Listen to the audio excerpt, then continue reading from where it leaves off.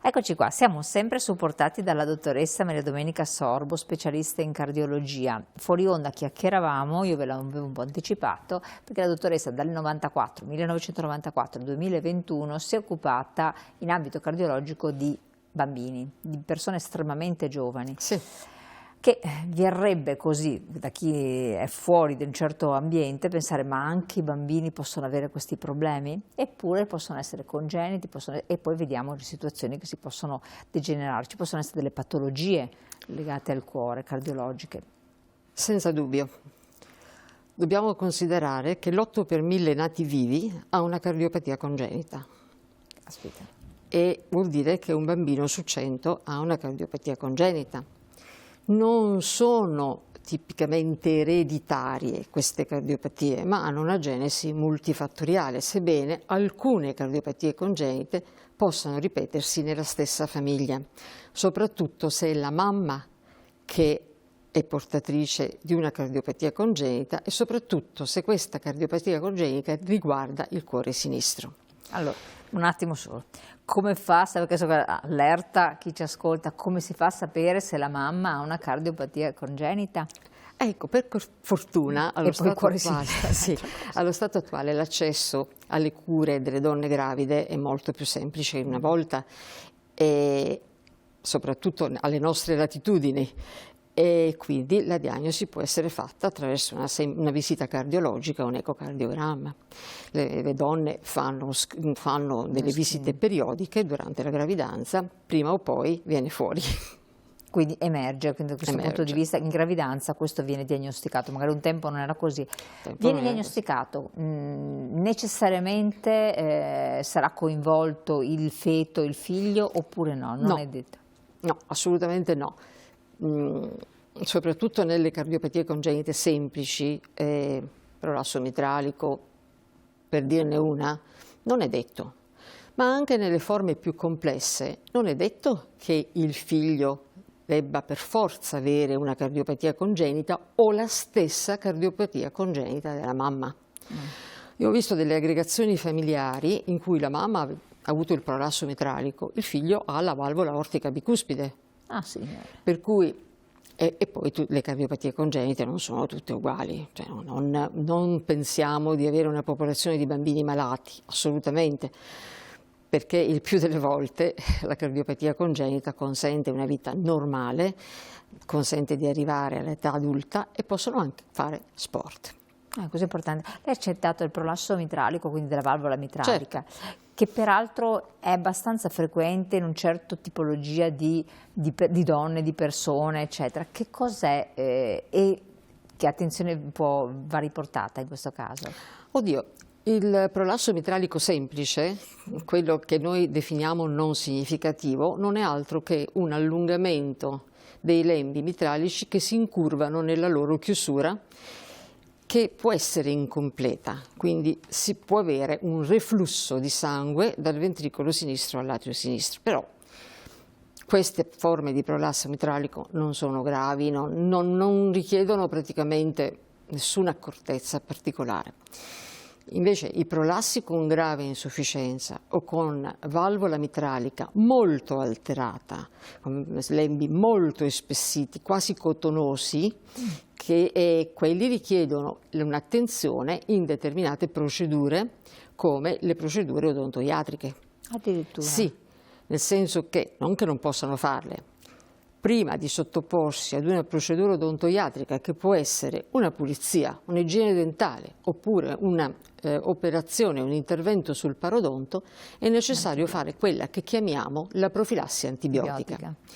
Perché l'assunzione di 2 grammi di antibiotico prima di queste procedure evita che i germi che sono normalmente presenti nella nostra bocca entrino in circolo e vadano ad attaccare delle strutture potenzialmente più deboli, come può essere una valvola alterata che tecnicamente si dice mixoide, mixomatosa.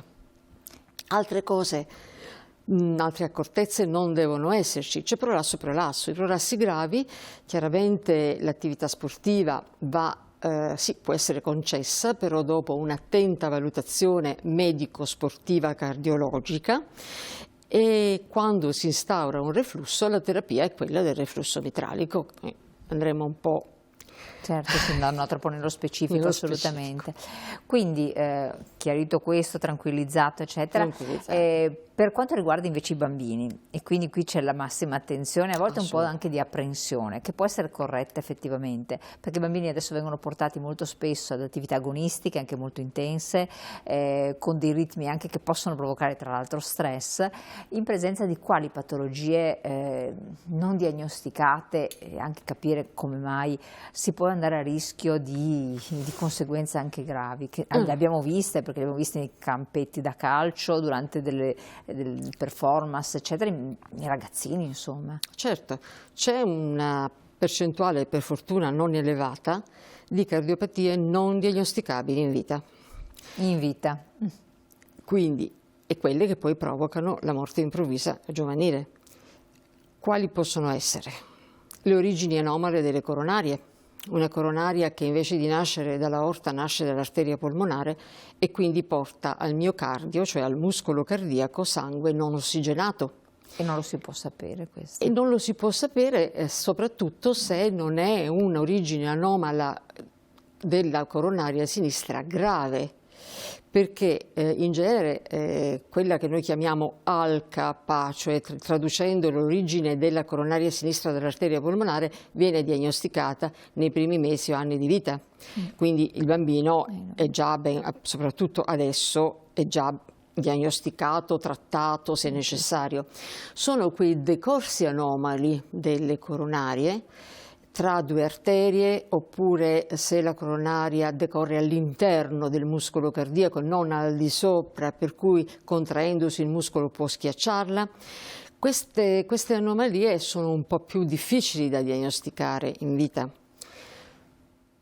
Non è frequentissima, per fortuna non sono cose frequenti. Esatto. No, più frequente invece è la miocardiopatia ipertrofica, di cui abbiamo sentito spesso parlare. Ecco, che è una delle principali cause di morte improvvisa giovanile.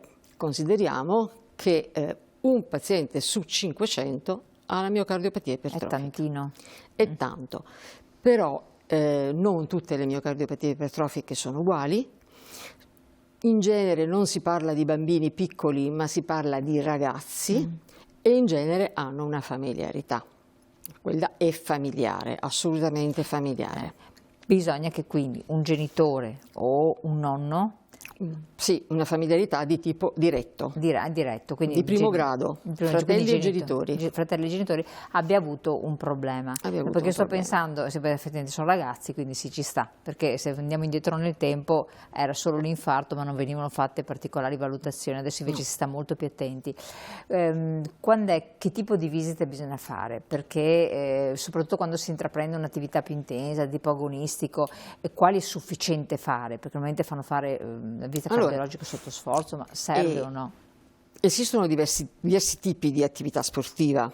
E c'è l'attività sportiva non agonistica, quella che fanno facendo la ginnastica a scuola, le gare che fanno nel patronato, la palestra, la piscina, che richiedono una visita medico-sportiva con l'elettrocardiogramma, l'esame obiettivo, la misurazione della pressione e della saturazione del sangue, per cui può essere formulato un giudizio di idoneità o di non idoneità.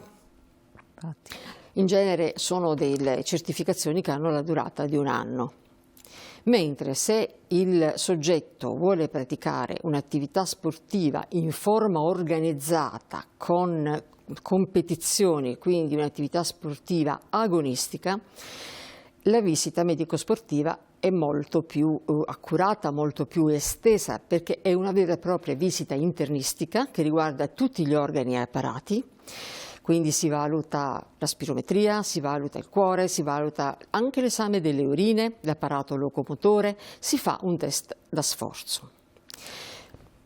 Agli albori della mia carriera il test da sforzo nelle visite di idoneità sportiva agonistica era lo step test. Praticamente si facevano salire e scendere i 3 gradini per 3 minuti, si eseguiva l'elettrocardiogramma prima e dopo e poi si formulava l'indice rapido di idoneità, si valutava il recupero, cioè quanto tempo impiegava il cuore a recuperare la frequenza cardiaca di base. Successivamente lo step test è stato affiancato dal test ergometrico al cicloergometro, quindi a un test su bicicletta con carichi crescenti, con misura della pressione e della frequenza ogni 3 minuti e quindi c'è una valutazione sia del lavoro compiuto, quindi della capacità funzionale del paziente, dell'elettrocardiogramma se presenta delle alterazioni che possono far pensare ad una sofferenza ischemica del cuore o la presenza di aritmie. Le morti giovanili sono morti aritmiche. Infatti, esatto, e anche l'andamento della pressione arteriosa. Un paziente in cui ci sono degli elementi elettrocardiografici che fanno pensare ad un'ipertrofia cardiaca e che durante il test da sforzo presenta un crollo di pressione al massimo sforzo, è un paziente che magari andrebbe approfondito in qualche modo, ecco. Quindi sono delle visite molto importanti, queste possono essere fatte annualmente o anche semestralmente, a seconda del tipo di sport e anche se, per dire, c'è il prolasso mitralico, c'è la valvola ortica bicuspide e poi ci sono delle tabelle ben precise per cui alcuni soggetti vanno esclusi da un certo tipo di attività sportiva. Chiaro, ma questa visita medico-sportiva, diciamo, legata al mondo dell'agonismo, potrebbe essere consigliata anche a persone che hanno una certa età per evitare poi che magari possano incappare? L'ideale, bisogna calare l'ideale nel reale, bisogna vedere appunto se si riesce.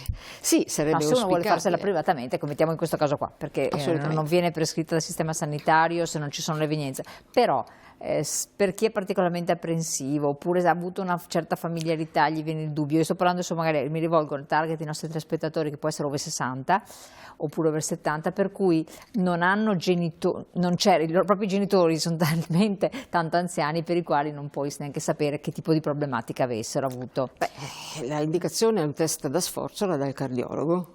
Quindi il cardiologo, dalla storia clinica, dall'esame obiettivo, dall'elettrocardiogramma e anche dall'ecocardiogramma, può formulare una proposta di test da sforzo al cicloergometro. Quindi è il cardiologo che lo prescrive? È il cardiologo, assolutamente sì. Le iniziative private, personali, possono essere anche non del tutto corrette, perché a volte poi ci sono dei risultati difficilmente interpretabili e nessun cardiologo che fa test da sforzo accetta di eseguirlo senza prima o aver visitato personalmente il paziente o aver una relazione da parte di un altro cardiologo. Almeno in ospedale non prendevamo neanche le prenotazioni a meno che non fossero pazienti visitati da cardiologi che avessero fatto una valutazione completa prima di inviarli al test a sforzo. Questo è importante. Noi ne parlavamo fuori onda prima della trasmissione, di quindi questi esami diagnostici semplici che possono essere fatti. Adesso abbiamo visto test a sforzo in certe situazioni. Normalmente invece quali sono degli esami più ordinari che possono essere fatti per tranquillizzare le persone? Prescrivibili anche dal medico di medicina generale magari? Prescrivibili dal medico di medicina generale. Intanto il medico di medicina generale deve visitarlo, il paziente dopo aver ascoltato una storia clinica e può chiedere degli esami rutinari, un panel di esami abbastanza esteso e poi in base appunto alla storia clinica può decidere se può limitare l'accertamento alla sua valutazione o se c'è bisogno di accertamenti di secondo livello e quindi uno specialista. Certo, quindi questo è il rapporto che c'è col medico di medicina generale che è fondamentale. Il rapporto col medico di medicina generale è qualcosa di fondamentale perché il paziente va dal medico raccontando la sua storia, le sue abitudini, il suo lavoro, la sua familiarità e quindi il medico di medicina generale dalla narrazione del paziente che praticamente sfodera il suo sé, il suo essere al medico di medicina generale, questi può fare delle importanti deduzioni per individuare patologie cardiache o extracardiache e indirizzare il paziente nel migliore dei modi. Infatti, forse secondo lei c'è un po' adesso di, non c'è un rapporto come c'era una volta, sempre col medico, c'è un po' di diffidenza, c'è una frequentazione troppo assidua con il web, per cui... Questo è molto, questo è pericoloso perché Dr. Google è qualche cosa ormai indispensabile, lo consultiamo tutti, non è questo, però se non si è adeguatamente indirizzati può aumentare l'ansia, può far convincere il paziente di essere un malato grave e quindi è bene che il paziente vada dal medico. Non bisogna avere diffidenza del medico di famiglia. Il medico di famiglia perché si chiama di famiglia? Perché segue una famiglia. E a me piace più chiamarlo medico di famiglia che non medico di base o medico di medicina generale, perché si esprime una maggiore vicinanza dei colleghi alla persona. Questo però non è solo per il medico di medicina generale, perché il rapporto empatico, la narrazione è importante anche con lo specialista, con il cardiologo. Quello che parlavamo noi prima, cioè che diventa fondamentale. Con il cardiologo c'è questo rapporto, questo sfoderare l'anima. Lei ci è riuscita e ci riesce perché lei continua a lavorare? Allora, in passato quando ero appunto in servizio in ospedale, ero un po' condizionata dai tempi perché ogni visita doveva essere eseguita in non più di tot minuti. Attualmente per me non è un problema, io sono lì e li ascolto e a questo punto non c'è più un fuori, ci sono io e il paziente.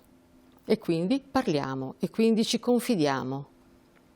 Che cosa la colpisce più soprattutto da questo colloquio con i pazienti che una volta non riusciva ad avere? La meraviglia di essere ascoltati.